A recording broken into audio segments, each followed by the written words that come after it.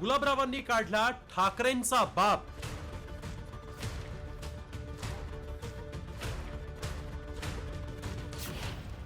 आदित्य ठाकरेंवर गुलाबराव भडकले।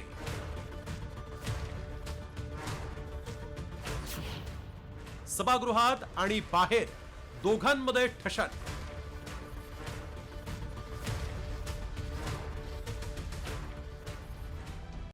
कॉमस्कोर नुसार आता isakal.com आहे देशातील नंबर 1 ची मराठी न्यूज वेबसाईट। प्रत्येक अपडेटसाठी isakal.com ला नक्की भेट द्या।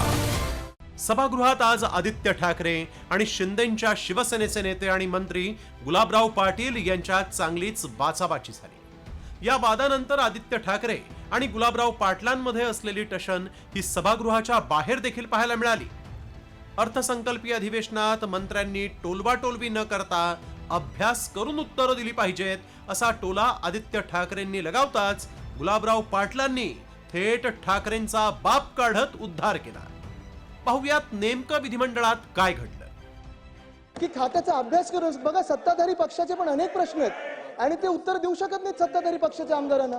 तर माझी आपल्याकडे विनंती राहील की उत्तर राखीव ठेवा, मंत्र्यांना सांगा अभ्यास करून उत्तर द्या। त्यांच्या बापाला मी कळला होता म्हणून त्यांनी मला खातं दिलं होतं, हे त्यांना माहित नाही अजून।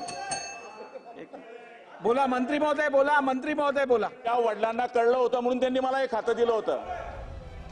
यांच्या बापाला कळलं होतं म्हणून त्यांनी मला खातं दिलं होतं असं गुलाबराव पाटलांनी आधी म्हटलं। खरं तर नंतर बापाऐवजी वडील शब्द वापरून त्यांनी सारवासारवही केली। म्हणूनच तुम्ही पळून गेलात असं म्हणत आदित्य ठाकरेंनीही मग गुलाबरावांना प्रत्युत्तर दिलं। अखेरीस विधानसभा अध्यक्षांनी मध्यस्थी केली, मात्र ही ठशन विधिमंडळाच्या बाहेर दोन्ही नेते आमने सामने आल्यानंतर देखील पाहायला मिळाली।